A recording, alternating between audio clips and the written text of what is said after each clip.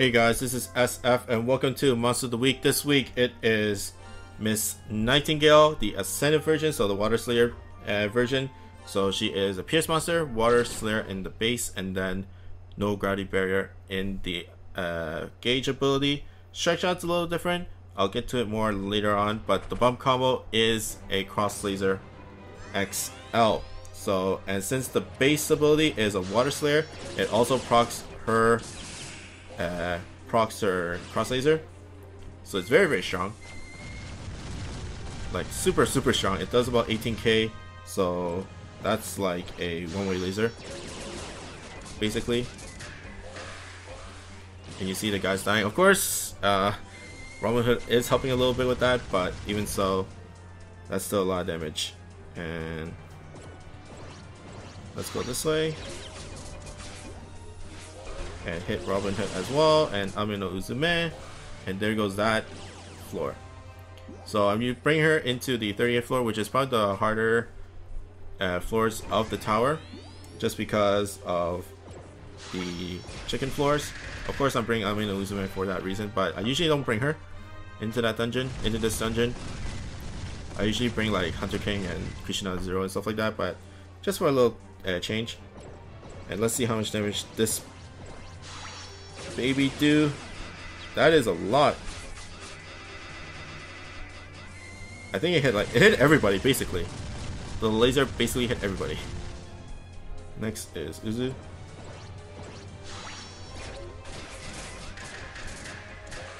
Nice. That's all Robin Hood. But for people who are wondering about which form you should take, I suggest, well, there's different uses. So Evolve form is a Minesweeper and recovery monster, so that's very good. And there's also a status recovery, which is also good as well. And her strike shot is relatively unique, and her pump combo is really strong. The thing is about the difference between the Evolve form and the Ascended form for Nightingale is that the Evolve form is more for general use. So what I mean by general use is that you can bring her to any mine dungeon. Bring the Evolve form into any mine dungeon, and she will work relatively well because that's how good she is.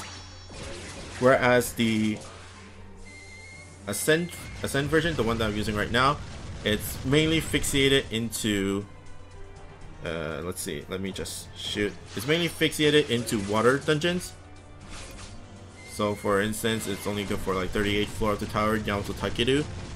And then what's the other floor? 22nd floor of the tower. Like, she's only good for those types of floors.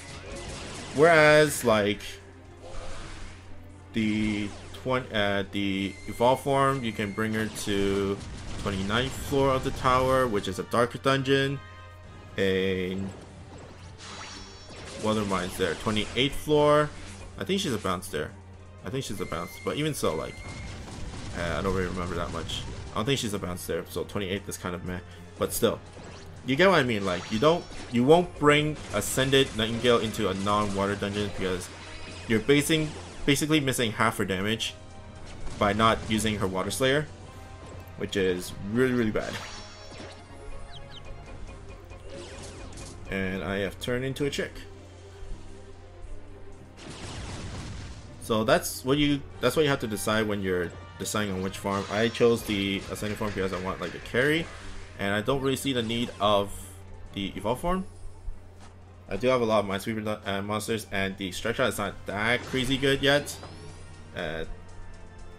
So there's that as well. But like I said, in terms of dungeons, it's only like Yamato Takeru, which is not bad. Like, you can bring her to Yamato. Oh yeah, Nirai Kanai as well for the Colossal. So there's some good uses for her. But you won't bring her to like non-water dungeons, like let's say Tsukuyomi.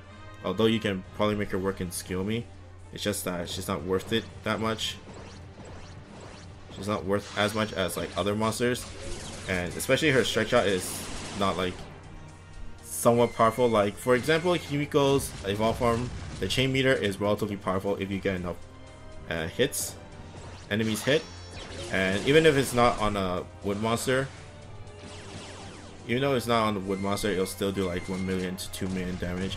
Whereas Nightingale is kind of meh in that front.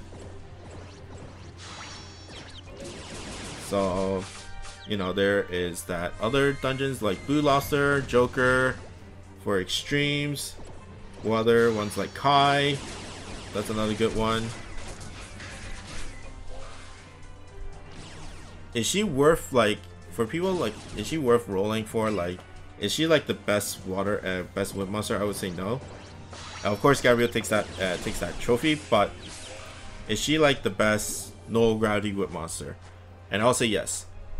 Although Robin Hood is kind of in that running, I think like in terms of damage, just for the Ascend version versus like Robin Hood's like this form, Nightingale will give you more consistent damage. Like that's a fact, because of course Robin Hood, the damage for his shockwave depends on the amount of enemies there are, and that goes down for every enemy that goes down, of course, as well. So you got to be careful. And then of course Robin Hood has a better better strike shot. In terms of water dungeons, I guess Nightingale is a lot better, but of course when you go outside of those water dungeons, then Robin Hood, the evolved form or the ascended form, will deal a lot more. But when we're talking about like just like the best dungeons that they're really good for, then like water dungeons in terms of just water, then she does more damage. And Robin Hood beats her because of versatility in like other dungeons like Akala. And of course, Robin Hood also has, like, you know, has a double null. So, damage-wise, for water dungeons, she's better than Robin Hood. But, if you're going to talk about other dungeons, then Robin Hood does a lot more. And I even think, like, Hunter King will do a lot more in that case. As long as you position well for it. Let's just not get her turned into a chick and position.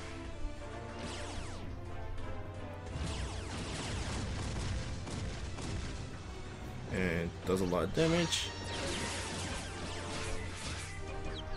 And I don't really even need Robin Hood to actually be relatively powerful. As long as Nightingale is alive and not a chick, I am perfectly fine. And there goes the mobs without me actually like aiming for the mobs necessarily.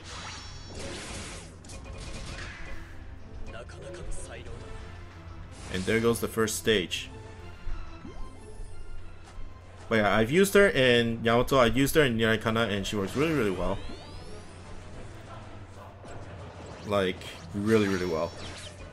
Like, she does a lot of damage. And even though she's a pierce, just her bump combo itself will deal enough damage in Yamato Takeru. There is just that big problem of the laser barriers in like the first few stages. But once you get over that, then it's pretty easy, in my opinion. And she's all lined up for the demons on the right side, so I just hit them, and then there goes the demons. I don't really have to even like bounce to aim. I don't even have to like really aim for it. Well, this shot I might do it because it's nowhere near.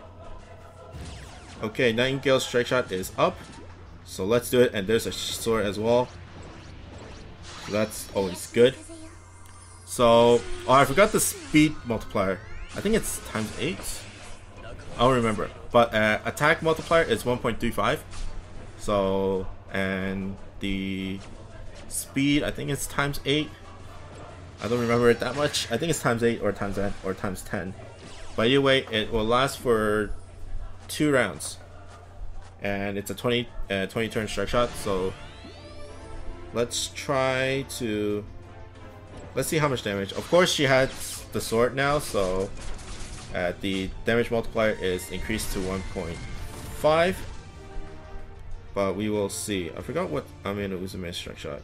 Oh, it's a growth thing, so let's just use it. Oh, I should have hit. Nightingale with it. But whatever. Let's see the actual damage of Nightingale's strike shot. Or just like her going up and down or side to side with it. That is not bad. Of course she increased speed. I kind of underestimated the speed there. Oh, it's only for one turn. Never mind. It's not for 2 rounds. It's only for 1 round.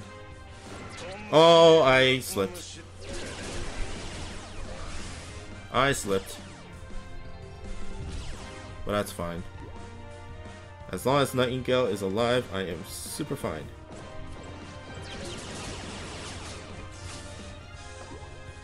Next is Suzume. I just have to position Nightingale a little bit downwards.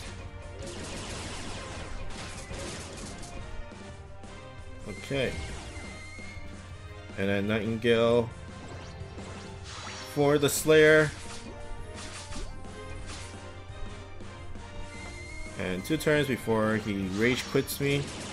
But that's fine. I have Nightingale. And I also have... Oh, there's the meteor. And then let's just stretch out for safety. Boom boom. Very easy with Nightingale.